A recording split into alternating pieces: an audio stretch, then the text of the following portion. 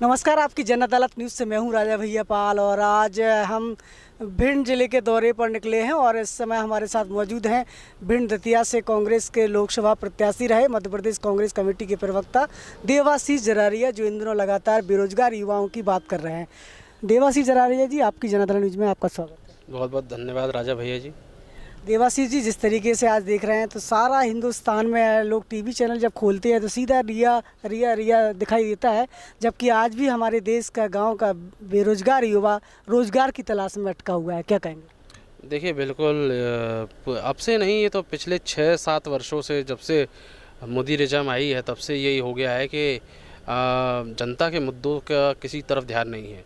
मुझे समझ में नहीं आता, सुशांत और रिया के केस उस पर कानूनी प्रक्रिया चल रही है, उस पर मीडिया ट्रायल का क्या मतलब है? उसके लिए सैकड़ों कैमरे रोज़ तैनात हो जाते हैं, सैकड़ों मीडिया कर्मी तैनात हो जाते हैं और एक व्यक्ति के ऊपर पूरी लाइमलाइट ली है, सारे चैनल उसी को कवर कर रहे हैं, सब वही दिखा रहे हैं। और इस समय इतना व्यापक मुद्दा चल रहा है बेरोजगारी का, जिसपे क्या कहते हैं देश का करोड़ों युवा इस समय आंदोलन कर रहा है। ऐसा नहीं कि वो केवल शिकायत कर रहा है, अब तो स्थिति ये आ गई कि वो आंदोलन कर रहा है। अभी 5 सितंबर को हमने देखा कि 5 मिनट के लिए उन्होंने थाली बजाई मोदी जी को काउंटर करने के लिए, उनका विरोध करने के लिए, जो उन्होंने थाली बजाई थी। लेकिन उसी थाली को जब मोदी जी बोलते हैं तो पूरा देश का मीडिया दिखाता है, और जब उसको बेरोजगार युवा करता है तो कोई नहीं दिखाता, उसको कोई कवर नहीं करता। अभी 9 सितंबर को जो 69,000 शिक्षक की भर्ती जो उत्तर प्रदेश में होनी थी, उन्होंने भी आह्वान किया है कि 9 सितंबर को 9 मिनट के लिए लाइट बंद करके टॉर्च जलाओ, दिया जलाओ। ये भी मोदी जी का वो काउंटर है, लेकिन इसको भी मीडिया बिल्कुल तवज्जो नहीं दे रहा है। तो देखिए इस देश में रिया के साथ क्या हो रहा है, सुशांत के लिए सब चाहते हैं कि सुशांत की मौत का जो रहस्य है वो सामने आना चाहिए, और उसकी कानूनी प्रक्रिया है। भाई CBI अपना काम कर रही है, पुलिस अपना काम कर रही है, न्यायपालिका अपना काम कर रही है। मीडिया का काम क्या है? मीडिया का काम ये है कि मीडिया काम है कि जनता से जुड़े हुए मुद्दे उठाने का। जनता, क्योंकि भाई लोकतंत्र का चौथा स्तंभ बोलते हैं मीडिया को, लेकिन मीडिया पूरी तरीके से अपना दायित्व है वो पूरी तरीके से भूल चुका है। बात नौकरियों की होनी चाहिए थी, बात रिया की हो रही है। बड़ा दुखद है। मोदी जी का कहना है कि अब हमारे पास जितनी रोजगार नहीं है, अब युवा अपने स्वयं में आत्मनिर्भर बने। तो शिवराज का भी, सरकार का भी यही स्टेटमेंट सुनने को मिलता है। देखिए ये शब्द जो है, शब्द की हेरा फेरी है, ठीक है। ये उन्होंने क्या कहते हैं, एक्चुअली शब्द आत्मनिर्भर नहीं होना चाहिए था, शब्द होना चाहिए था बेसहारा। सरकार ने वास्तव में भारत की जनता को बेसहारा छोड़ दिया है, उसका नाम उन्होंने वो आत्मनिर्भर रखा है।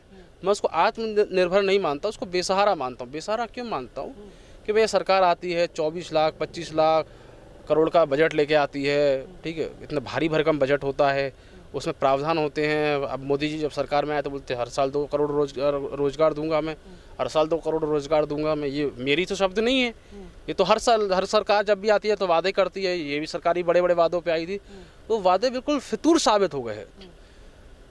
स्टूडेंट इंतज़ार, और मैं बहुत टाइम से, क्योंकि मैं भी स्टूडेंट लाइफ में है, मैंने देखा है पूरा मोदी जी का जो उतार है, जो मैंने वो जो चढ़ाव है, वो मैंने अपने सामने देखा है। तो मेरा बहुत टाइम से एनालिसिस है, और मैं कई न्यूज़ चैनल पे भी कह रहा हूँ, आपके माध्यम से भी मैं कहना चाहता हूँ कि मोदी जी युवाओं के बल पर, युवाओं के समर्थन पर वो आगे आए थे। मैं कहता हूँ जो उनका फर्स्ट वोटर होगा, जो 18, 19, 20, 21 साल का होगा, जब मोदी जी का ये 10 साल का कार्यकाल खत्म होगा तो वो 20 साल का युवा 30 साल का हो जाएगा, ठीक है।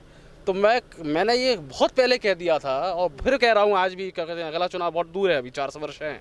मैं फिर कह रहा हूँ कि जिस युवा ने उनको जिताकर भेजा था ना, जब वो देखेगा कि उसकी पूरी एक जनरेशन, उसका गोल्डन टाइम था, उसके 8-10 साल मोदी की भक्ति में चले गए, और आखिरी में उसका जो जीवन है, क्योंकि भाई मोदी तो किसी को 2 रोटी देने आ नहीं रहा, मोदी तो किसी को जीवन सही करने आ नहीं रहा, जीवन तो आपको चलाना है। जब सरकार की नीतियां अनुरूप नहीं होंगी, आपके पास रोजगार नहीं होगा, तो आप गरीबी में चले जाओगे, आप परिवार में संघर्ष करोगे, पूरा जीवन आपका संघर्ष में चला जाएगा, दरिद्रता में चला जाएगा। तो वो जो युवा जो 18, 19, 20 साल का, और फिर जो सेकंड टाइम में जो वोट दिया वो अभी 25-26 साल का हो गया, तो थोड़ा शांत हो गया, अब वो 30 साल का हो जाएगा। तो सबसे पहला विरोध अगर कोई करेगा तो वही युवा करेगा जो इनको बैठा के लेके आया था, और चालू भी कर दिया उसने। एक सबसे बड़ा मुद्दा इस समय अतिथि शिक्षकों का मध्य प्रदेश में चल रहा है। पूरा अतिथि वर्ग इस समय असंतुष्ट बैठा हुआ है, घर बैठा हुआ है आस में कि उसको जो वादा किया गया था अब उसको कहीं ना कहीं अब हताशा महसूस होने लगी है।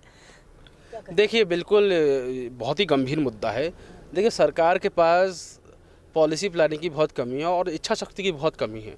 इच्छा शक्ति क्यों कहूँगा कि देखिए जब हमारी सरकार आई थी, कमलनाथ जी सरकार आई थी, तभी खजाना खाली था बिल्कुल। लेकिन कमलनाथ जी ने एक दृढ़ लिया कि भाई मुझे किसानों का कर्ज माफ़ करना है, ठीक है, ये मेरा दायित्व है, मैंने ये वादा किया है, इस वादे को मुझे निभाना है। तो उन्होंने 26 लाख किसानों का कर्ज माफ़ किया, ठीक है। अब 26 लाख किसानों का कर्ज माफ़ करने के लिए हज़ारों करोड़ रुपये लगा। हज़ारों करोड़ का फंड नहीं था, लेकिन सरकार ने जितनी भी अपनी ताकत होती है उससे संसाधन जुटाए। तो ये तो प्राथमिकताओं का खेल है। सरकार अगर चाहे, उसकी प्राथमिकता हो, मैं ये नहीं कह रहा कि एक दिन में सब कुछ बदल जाएगा, पर आप प्राथमिकता डिसाइड कर लीजिए। जैसे हमारी सरकार थी, हमारी सरकार ने आई, प्रोफेसर्स की भर्तियां नहीं हो, नियुक्ति इन्होंने परीक्षा करा दी, हमारी गवर्नमेंट ने उनको अपॉइंटमेंट दिया, भर्ती दी उनको। पटवारी की इन्होंने परीक्षा करा दी, हमारी गवर्नमेंट में आके नियुक्ति दी उनको।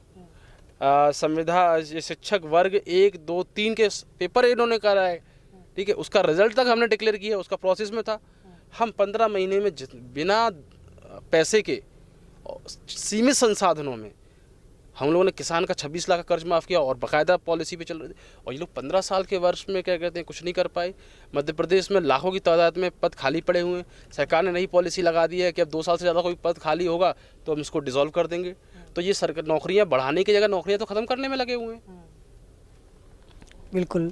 देवाशीष जी, एक आपसे जुड़े हुए कुछ क्वेश्चन करना चाहेंगे। जिस प्रकार से आप आए दिन अखबारों में लोग आपका लेख आपके खिलाफ जो लिखते रहते हैं या जो आप प्रचार करते रहते हैं आपके बारे में, आपको सवर्ण वर्ग का विरोधी लोग मानते हैं, कई जगह सुनने को मिलता है।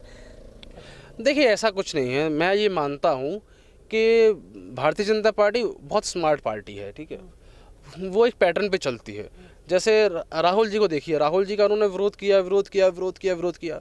मैं गांधी जी को सिद्धांत को मानता हूँ कि जो व्यक्ति आपसे डरता है, घबराता है, वो सबसे पहले आपको डराता है, आपका विरोध करता है, फिर वो आपका उपहास उड़ाता है ना, आपका हंसता है, उसके बाद फिर आपकी जीत हो जाती है। गांधी जी ने कहा है। तो मैं उसी दौर से गुजर रहा हूँ। मुझे लग रहा है कि ये पहले मेरे पे हंसे, ठीक है, अब मेरे से डर रहे हैं, घबरा रहे हैं, इसलिए इस तरह की हरकतें कर रहे हैं और आखिर में जीत हो जाएगी। जनता हमारे साथ। देखिए मैं मुद्दों की लड़ाई लड़ता हूँ, मैं कभी किसी पे ना व्यक्तिगत कटाक्ष करता हूँ। ये मेरी मैं इस तरह की ना परवरिश में पला बड़ा, ना ये मेरी राजनीति करने का स्टाइल है। मैं राजनीति में आया हूँ मुद्दों को लेकर। मुझे कांग्रेस पार्टी ने 28 वर्षीय आयु में टिकट दिया। मैं कोई बहुत किसी धन्ना सेठ परिवार से नहीं हूँ, मैं किसी राजनीतिक परिवार से नहीं हूँ, मेरी कोई राजनीतिक पृष्ठभूमि नहीं है। मुझे क्यों कांग्रेस पार्टी ने ये मौका दिया कि 28 वर्ष की उम्र में जिसको कोई एक्सपीरियंस नहीं हो, ठीक है, एक सामान्य परिवार से आता हो, शिक्षक के परिवार से आता हो, उसको सीधा लोकसभा टिकट दिया। मुझे दिया कि ये लड़का मुद्दों पे बात करता है, ठीक है, मुद्दों की पॉलिटिक्स करता है। तो राहुल जी ऐसे लोग चाहते हैं राजनीति में, ऐसे लोग आए जो मुद्दों की राजनीति करें ताकि देश की तस्वीर बदल सके। तो मैं कोई भी जब अपनी राजनीति भिंड में भी अपनी राजनीति कर रहा हूँ तो जो किया उसमें भारतीय जनता पार्टी ने कहा कि भाई तुम मत विरोध करो बेरोजगारी का, कोई और करता है तो करते रहो। अरे भाई क्यों नहीं करूँ?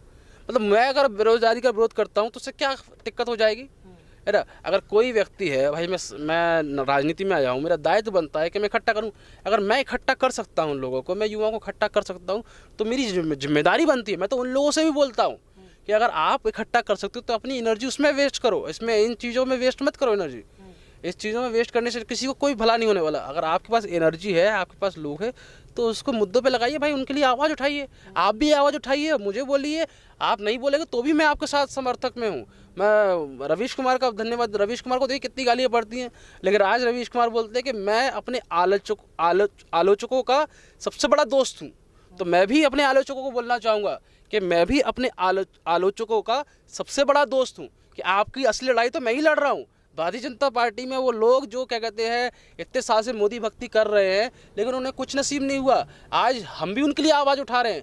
हम तो ये बोल रहे हैं कि उनको रोज़गार दो। भाई रोज़गार की जब बात आती है तो उसमें ऐसा नहीं था कि कांग्रेस वाले को मिल जाएगा, बीजेपी वाले को नहीं मिलेगा, या किसी इस वर्ग को मिल जाएगा, उस वर्ग को नहीं मिलेगा। हर वर्ग के लिए ये बात है।